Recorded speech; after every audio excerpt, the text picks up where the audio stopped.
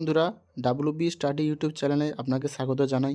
তো চলুন আজকে আমি আপার প্রাইমারি স্টাডিজের ওপর সোশ্যাল স্টাডিজের ওপর এক নতুন একটা ভিডিও শুরু করি। ঠিক আছে, এই ভিডিওটা খুবই গুরুত্বপূর্ণ হতে চলেছে। হ্যাঁ, আপকামিং 2026-এ যে পরীক্ষাটি আসছে সেখানে এখান থেকে 100% কমন একটা থেকে দুটো পেতেই পারো। ঠিক আছে, তো আশা করি তোমাদের এই ভিডিওটা খুবই ভালো লাগবে। তো চলো প্রথম দিকে শেষ পর্যন্ত 30টি কোশ্চেন তোমাদের আলোচনা করবো। ঠিক আছে, সোশ্যাল স্টাডিজ 60-এর 60 গ্যারেন্টি। ঠিক আছে, এই ভিডিওটা দেখলে তো 30টা প্রশ্ন উত্তর আলোচনা করবো। চলো প্রথম প্রশ্নের দিকে এগোনো যাক। বলছে 10 রাজার যুদ্ধ কোন বেদে উল্লেখ পাওয়া যায়? প্রথম প্রশ্ন হচ্ছে কি 10 রাজার যুদ্ধ কোন বেদে উল্লেখ পাওয়া যায়? উত্তর হচ্ছে ঋগ্বেদ। দেখতে পাচ্ছ ঋগ্বেদ, এটা বলে দিই ঋগ্বেদ হচ্ছে প্রাচীনতম বেদ। ঠিক আছে, সেই বেদগুলোর মধ্যে সেই চারটা আছে ঋক, সাম, যজু, অথর্ব। সেই তার মধ্যেই প্রাচীনতম বেদ হচ্ছে ঋগ্বেদ। চলো নেক্সট কোশ্চেন। তারপরে হচ্ছে কোন মালভূমিকে পৃথিবীর ছাদ বলা হয়? তোমরা জানো, খুবই সহজ কোশ্চেন, সাইডে ছবি দেখতে পারো যে কোন মালভূমিকে পৃথিবীর ছাদ বলা হয়। উত্তরটা হচ্ছে পামির মালভূমি, 4873 মিটার। ঠিক আছে, হ্যাঁ, তবে তোমরা বলতে যারা এই পর্যন্ত ভিডিওটা দেখছো প্লিজ চ্যানেলটাকে সাবস্ক্রাইব করবে, তো আমি এরকম নতুন ভিডিও তোমাদের সামনে নিয়ে আসবো। ঠিক আছে, তো কোন বলছে কোন মালভূমিকে পৃথিবীর ছাদ বলা হয়, সেটা হচ্ছে পামির মালভূমি। ঠিক আছে, সাইডে ছবিটাও দেখতে পাচ্ছ। আর এই পিডিএফটা কিন্তু সম্পূর্ণ আমার তৈরি। ঠিক আছে, তো প্লিজ একটু এই খাটির জন্য একটু ভিডিওকে লাইক করবে, তোমার বন্ধুদের শেয়ার করবে যারা আপার প্রাইমারি স্টাডিজ কোনো ফ্রিতে সম্পূর্ণ ক্লাসগুলিকে দেখার জন্য। চলো, বলছে মুর্শিদ কুলি খান কাকে বাংলার দেওয়ান পদে নিযুক্ত করেছিলেন? প্রশ্নটা আবার বলছি, বলছে মুর্শিদ কুলি খান কাকে বাংলার দেওয়ান পদে নিযুক্ত করেছিলেন? উত্তরটা হচ্ছে ফারুক সিওর। বুঝতে পারলে? চলো নেক্সট কোয়েশ্চেন। ভারতের সাতপুরা কী ধরনের পর্বত? ভারতের সাতপুরা একটি হচ্ছে কি না স্তূপ পর্বত। বলে দিই কী পর্বত? স্তূপ পর্বত। স্তূপ পর্বত সম্বন্ধে যদি কেউ জানতে চাও তাহলে একটু বলে দিই বিস্তারিত। যে যখন ভূ আন্দোলন হয় তখন কি হয়, অনেক মাটির মধ্যে ফাটল সৃষ্টি হয়, দুটো ফাটলের মাঝের অংশ বসে যায়। দেখো আমি যদি একটু শুরু করি, দেখো যখন ভূ আন্দোলন হয় তখন মাঝে কি হয় না ফাটল হয় নদীতে। বলছে কি দুটো ফাটল, দেখো এই যে একটা ফাটল, এই যে একটা ফাটল, দুটো ফাটলের মাঝের অংশে বসে যায়। বসে গিয়ে এখানে গোস্ত উপত্যকা যেটা দাঁড়িয়ে থাকে, এই দুটো হচ্ছে কি না পর্বত, এটা হচ্ছে স্তূপ পর্বত। বুঝতে পেরেছো? অর্থাৎ দুটো দাঁড়িয়ে থাকা অংশটি হচ্ছে স্তূপ পর্বত আর মাঝেটা হচ্ছে গস্ত উপত্যকা সৃষ্টি হয়। ঠিক আছে, অর্থাৎ এই যে ফাটলগুলো সৃষ্টি হয় ফাটলগুলোকে চ্যুতি বলে। ঠিক আছে, অর্থাৎ ফাটল হবে, দুটো ফাটলের মাঝের অংশে বসে যাবে। ঠিক আছে, চলো নেক্সট কোশ্চেন। মোঘল ওয়ারি বন্দোবস্ত কে চালু করেছিলেন? আবার বলছি প্রশ্নটা, মোঘল ওয়ারি বন্দোবস্ত কে চালু করেছিলেন? Lord William Bentinck. ঠিক আছে, Lord William Bentinck. Lord William Bentinck সম্বন্ধে বলতে গেলে তিনি আবার সতীদাহ প্রথাও বন্ধ করেছিলেন, মনে আছে তোমাদের? সেই লর্ড উইলিয়াম বেন্টিং 1829 খ্রিস্টাব্দে। ঠিক আছে, তিনি এই মোঘল ওয়ারি বন্দোবস্ত চালু করেছিলেন। নেক্সট কোশ্চেন, বলছে আর্থ সামিট কোথায় হয়েছিল কত সালে? আবার প্রশ্নটা বলছি, বলছে আর্থ সামিট কোথায় হয়েছিল কত সালে? উত্তরটা হচ্ছে কি না 1992 সালে ব্রাজিলের রিও ডি জেনেরিও শহরে হয়েছিল। 178টি দেশ ও প্রায় 30,000 বেশি মানুষ অংশগ্রহণ করেছিল। আর্থ সামিট বলতে পৃথিবীকে বাঁচানো নিয়ে যে একটা সম্মেলন, অর্থাৎ যেখানে হচ্ছে পৃথিবীকে যে কোনটা করা উচিত, অর্থাৎ পৃথিবীতে যে দূষণ সমস্ত নিয়ন্ত্রণ তা নিয়ে একটা সম্মেলন। ঠিক আছে, চলো নেক্সট কোশ্চেন। এসআইটি সোসাইটি কে প্রতিষ্ঠা করেছিলেন? আবার বলছি কোশ্চেনটা, বলছে এসআইটিক সোসাইটি কে প্রতিষ্ঠা করেছিলেন? উত্তরটা হচ্ছে স্যার উইলিয়াম জোন্স, 1784 খ্রিস্টাব্দে কলকাতায়। আবার বলছি কে প্রতিষ্ঠা করেছিলেন না স্যার উইলিয়াম জোন্স, 1784। দেখে নিতে পারো, খুবই ভালো কোশ্চেন। উত্তর আমেরিকার প্রধান নদীর নাম কি? কেউ যদি পারো যদি কমেন্ট করো, আমি তো বলে দিচ্ছি নিচে। দেখো এখানে বলছে উত্তর আমেরিকার প্রধান নদীর নাম কি? উত্তর আমেরিকার প্রধান নদীর নাম হলো মিসিসিপি মিসৌরি।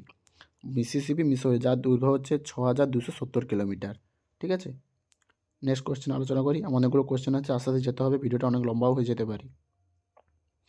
সাঁওতাল বিদ্রোহ কত সালে হয়েছিল এবং উল্লেখযোগ্য নেতাদের নাম লেখো? তোমরা জানো সাঁওতাল বিদ্রোহ সেখানে আন্দোলন সেই আদিবাসী সম্প্রদায় নিয়ে। ঠিক আছে, বলছি সাঁওতাল বিদ্রোহ কত সালে হয়েছিল এবং উল্লেখযোগ্য কয়েকজন নেতাদের নাম লেখো? উত্তরটা হচ্ছে সাঁওতাল বিদ্রোহ 1855 থেকে 56 খ্রিস্টাব্দে হয়েছিল। উল্লেখযোগ্য কয়েকজন নেতার নাম হলো সিধু ও কানহু ও চাঁদ ভৈরব। আবার বলছি সিধু কানু, চাঁদ ও ভৈরব। ঠিক আছে, মনে থাকে যেন চারজন। ঠিক আছে, এছাড়াও আরও অন্যান্য আদিবাসী যুক্ত হয়েই ছিল। পৃথিবীর কসাইখানা কাকে বলা হয়? এটা জিওগ্রাফি থেকে কেউ যদি বলতে চায়, এটা আরও বলে দিই এটা কোথা থেকে। এটা হচ্ছে উত্তর আমেরিকা থেকে কোশ্চেনটা এসছে, করা হয়েছে, আমি করেছি। যে পৃথিবীর কসাইখানা কাকে বলা হয়, সেটা হচ্ছে উত্তর আমেরিকা শিকাগো শহরকে বলা হয়। কারণ যদি বলেও হয় শিকাগো শহরটা কি না, প্রথম কথা হচ্ছে সমভূমি, অর্থাৎ উত্তর আমেরিকা কিন্তু মাঝে সমভূমি, চারধারটা হচ্ছে পাহাড়ি অঞ্চল। ঠিক আছে, আর উত্তর আমেরিকার হচ্ছে এই শিকাগো শহর, এখানে প্রচুর পরিমাণে পশুপালন করা হয়। আর এই পশুপালন থেকে কসাইখানা অর্থাৎ এই মাংস শিল্প গড়ে উঠেছে, ঠিক আছে, মাংস সেই রপ্তানি করা সারা দেশে, ঠিক আছে। মুন্ডা বিদ্রোহ কোন কোন নেতার হাত ধরে সাফল্য পেয়েছিল, ঠিক আছে। তো আমি প্রশ্ন বলছি, দেখো যে মুন্ডা বিদ্রোহ কোন কোন নেতার হাত ধরে সাফল্য পেয়েছিল। মুন্ডা বিদ্রোহ হচ্ছে বিরসা মুন্ডা। কে? বিরসা মুন্ডা। বলছে উপজাতি কৃষক বিদ্রোহের অন্যতম একটি বড় উদাহরণ ছিল এই মুন্ডা বিদ্রোহ, যা নেতা ছিল বিরসা মুন্ডা, এবং এটি ছিল জমিদার মহাজন খ্রিস্টান মিশনারি ও ঔপনিবেশিক সরকারের প্রতি মুন্ডা কৃষকরা ক্ষুব্ধ হয়ে উঠেছিল এই তারই উপর এই বিদ্রোহ হয়েছিল, ঠিক আছে। অর্থাৎ এই ইংরেজদের জমিদারদের ওপরেই যে ক্ষুব্ধ হয়ে এই আন্দোলন করেছিল বিরসা মুন্ডা, ঠিক আছে। বৃহত্তম তৈগা বনভূমি কোথায় অবস্থিত? আগেই বলে দিই, তৈগা মানে হচ্ছে সর্বজ্ঞ বনভূমি, সেই পাইন গাছ, বুঝতে পেরেছো। বলছে বৃহত্তম তৈগা বনভূমি কোথায় অবস্থিত? উত্তরটা হচ্ছে রাশিয়ায়। আর দ্বিতীয়টা তো জানো, বলছে দ্বিতীয়টি রয়েছে কানাডার কাগজ ও কাষ্ঠশিল্প, অর্থাৎ হচ্ছে কানাডার সেই বনভূমি, সেটাই হচ্ছে দ্বিতীয়। অভিনব ভারত কার লেখা? নেক্সট কোশ্চেন বলছে 13 নম্বর কোশ্চেন, বলছে অভিনব ভারত কার লেখা? উত্তর হচ্ছে বিনায়ক দামোদর সাভারকর, বুঝতে পেরেছে, বিনায়ক দামোদর সাভারকর। কোশ্চেন আলোচনা করছি, বলছে নিরক্ষীয় অঞ্চলে যে অরণ্য রয়েছে যার মধ্যে সূর্যের আলো প্রবেশ করতে পারে না, সেই আচ্ছাদিত অরণ্যটির স্তরটির নাম কি? অর্থাৎ সেটা উত্তরটা হচ্ছে চান্দোয়ারা বা ক্যানোপি। অর্থাৎ এটা যদি বলে নিরক্ষীয় অঞ্চল, অর্থাৎ যেখানে সূর্যরশ্মি সারা বছর লম্বাভাবে কিরণ দেয়, অর্থাৎ কি বাতাস হচ্ছে বাতাসে প্রচুর জলীয় বাষ্প থেকে উপরে উঠে যায়, অর্থাৎ এখানে সবসময় সারা বছর বৃষ্টিপাত হয়, ঠিক আছে। সে 0 ডিগ্রি অঞ্চল, অর্থাৎ এটা অ্যামাজন বা হচ্ছে অ্যামাজনের সে সেলভা অরণ্য মনে আছে, বা আফ্রিকার কঙ্গো অঞ্চল, এই অঞ্চলগুলোতে হচ্ছে 0 ডিগ্রি, বুঝতে পেরেছো। অর্থাৎ এখানে সারা বছর লম্বাভাবে কিরণ দেয়, এবং সূর্যরশ্মি যেহেতু লম্বাভাবে কিরণ দেয়, তাই 200 থেকে 300 সেন্টিমিটার বৃষ্টিপাত হয়। আর এই অঞ্চলে তার জন্য ঘন অরণ্যের সৃষ্টি হয়েছে, বুঝতে পেরেছো, ঘন অরণ্য। আর সেই অরণ্যে হচ্ছে সূর্যের আলো যখন প্রবেশ করতে পারে না, ঘন পাতাগুলো এতটাই খেয়ে থাকে যে সেখানে একটা স্তরের সৃষ্টি হয়, সেই স্তরটার নাম হচ্ছে কি ক্যানোপি, বুঝতে পেরেছো। চলো নেক্সট কোশ্চেন, বলছে প্রার্থনা সমাজ কার দ্বারা তৈরি হয়েছে? বলছে প্রার্থনা সমাজ কার দ্বারা তৈরি হয়েছে? প্রার্থনা সমাজ মূলত ডক্টর আত্মারাম পান্ডুরাং 1867 সালে বোম্বাইয়ে প্রতিষ্ঠিত হয়েছিল। অস্ট্রেলিয়ার সর্বোচ্চ শৃঙ্গের নাম কি? অস্ট্রেলিয়ার সর্বোচ্চ শৃঙ্গের নাম হলো নিউ ইংল্যান্ড রেঞ্জের মাউন্ট কোসিয়াস্কো, অর্থাৎ এটা ওসানিয়া থেকে এসেছে কোশ্চেনটা, ঠিক আছে। জিজিয়া কর কাদের ওপর আরোপ করা হয়েছিল? অর্থাৎ এটা হিস্ট্রি থেকে, ঠিক আছে। জিজিয়া কর কাদের উপর আরোপ করা হয়েছিল? উত্তর হচ্ছে অমুসলমানদের ওপর আরোপ করা হয়েছিল জিজিয়া কর। সাবান ডিটারজেন্ট জাতীয় পদার্থ ব্যবহার করলে পুকুরে প্রচুর পরিমাণে শৈবাল, আগাছা, কচুরিপানা বেরিয়ে যায় এবং জলে অক্সিজেনের ঘাটতি দেখা যায়। একে জলজ প্রাণীর অনেক ক্ষতি হয়। বলছে এই অবস্থাকে কি বলে? অর্থাৎ তোমরা জানো যে পুকুরে প্রচুর পরিমাণে জৈব পদার্থ যখন বেড়ে যায়, সেই হ্রদগুলো জন্মায় না, হ্রদ বা শৈবাল জাতীয় পদার্থগুলো, আর সেটাকে তখন কি জলে অক্সিজেন পরিমাণ কমে যায়, জলজ প্রাণীরা মারা যায়। এই ঘটনাকে বলে, উত্তরটা বলছে ইউট্রফিকেশন, বুঝতে পেরেছো, অর্থাৎ জলের প্রাণীরা মারা যায়, অর্থাৎ এটা মূলত জল দূষণ হলেই ঘটে। ভারতের গণতন্ত্রের স্রষ্টা কে? অর্থাৎ ভারতের গণতন্ত্রের স্রষ্টা মানে গণতন্ত্র যিনি তৈরি করেছিলেন, অর্থাৎ ডক্টর বি আর আম্বেদকর। ডক্টর বি আর আম্বেদকর বলে তিনি হচ্ছে নিচু জাতিদের জন্য খুবই গুরুত্বপূর্ণ অবদান রেখেছিলেন। অর্থাৎ তিনি একজন ভালো পরিমাণে কী ছিলেন, তিনি একজন উকিল ছিলেন, অর্থাৎ তিনি বাইরে থেকে ডক্টরেট উকিলি পাস করে অর্থাৎ ভারতে এসে তিনি বিভিন্ন আইন চালু করেছিলেন, ঠিক আছে। গণতন্ত্রের একজন স্রষ্টা বলতে পারো, অর্থাৎ তিনি নিচু জাতিদের হয়ে যে যত সুযোগ সুবিধা তিনি তার হাত ধরেই সূত্রপাত, বুঝতে পেরেছ। ভারতের বলছে, সরি প্রশ্ন ভুল বললাম, দেখলাম ভুল হয়েছে। বলছে হাতের চেটো বা পায়ের তলায় যে দাগ দেখা যায়, সের ফলে কোন রোগের সৃষ্টি হয়? সেটা হচ্ছে ব্ল্যাকফুট ব্যাধি, বুঝতে পেরেছে। এছাড়াও ফ্লোরাইড, ওটা ক্লোরাইড মানে ফ্লোরাইড দূষণ হলে ফ্লোরোসিস, যেটা বলছে হাড় ও দাঁতের সমস্যা হয়, পারদ দূষণে মিনামাটা, এবং ক্যাডমিয়াম দূষণে ইত্যাদি অসুখ হয়। চৌরি চৌরা ঘটনা কোথায় কবে হয়েছিল?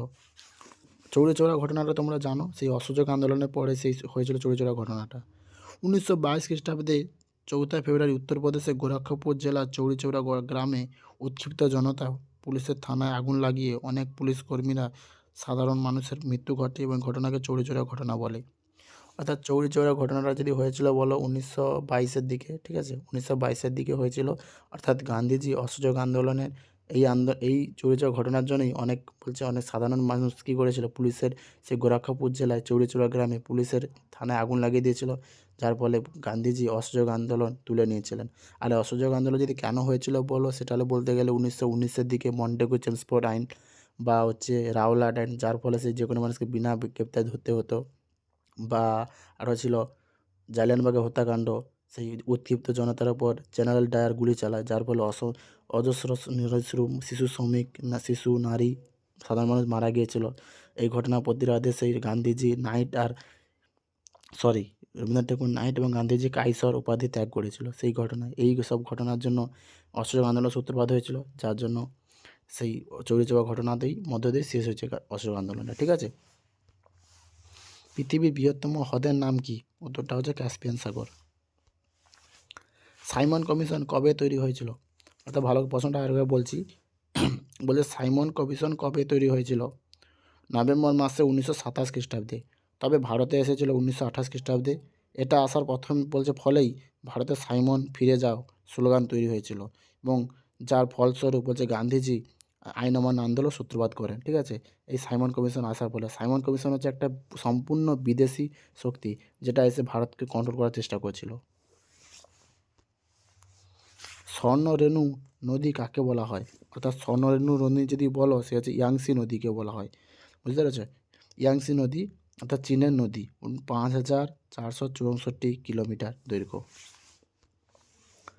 গান্ধী আরোইন চুক্তি কবে কাদের মধ্যে হয়েছিল? অর্থাৎ এটা গান্ধীজির দ্বিতীয় গোল মিটিং বৈঠক। বুঝতে পেরেছো? 1930-এ প্রথম হয়েছিল, দ্বিতীয়টা হচ্ছে 1931, যেটাতেই গান্ধীজি একমাত্র উপস্থিত ছিলেন। সে 1931 খ্রিস্টাব্দে 5ই মার্চ গান্ধী ও আরউইন, ওটা লর্ড আরউইন হবে, লর্ড আরউইনের মধ্যে এই চুক্তিটি হয়েছিল। আর এই চুক্তি মোতাবেক কী বলা হয়েছিল, যে গান্ধীজি এই আইন অমান্য আন্দোলন তুলে নেবে, তখন যদি ইংরেজরা কী করে তাদের সমস্ত বন্দী ছেড়ে দেবে, এবং ইংরেজরাও তাদের সমস্ত যাদের গ্রেপ্তার করা সাধারণ মানুষদের ছেড়ে দেবে। ঠিক আছে, কিন্তু যদিও এই ঘটনার পরেও ইংরেজরা তেমন কিছু সুরাহা হয়নি, এবং দ্বিতীয় পুনরায় গান্ধীজি আবার আইন অমান্য আন্দোলন সূত্রপাত করেছিলেন এই ঘটনার পরে, চুক্তির পরে। ওপিইসি এর পুরো নাম লেখো।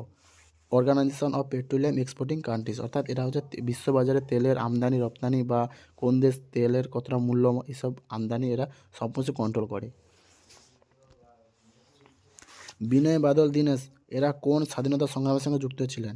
এটা হচ্ছে অলিন্দ অভিযান 1930, অর্থাৎ সেই রাইটার্স বিল্ডিং আক্রমণ এবং সেই জেনারেল শোষণ বা সান্ডার্স সবাইকে হত্যা করতে চেষ্টা করেছিলেন, এবং এর ফলে কী হয়েছিল, বিনয় বাদল দীনেশ সবাইকে গ্রেপ্তার করে এবং ধরতে চেয়েছিল, এবং শেষ পর্যন্ত কী হলো না, পুলিশের হাতে সেই বাদল ধরা পড়েছিল, তাকে হাসপাতালে মারা গিয়েছিল।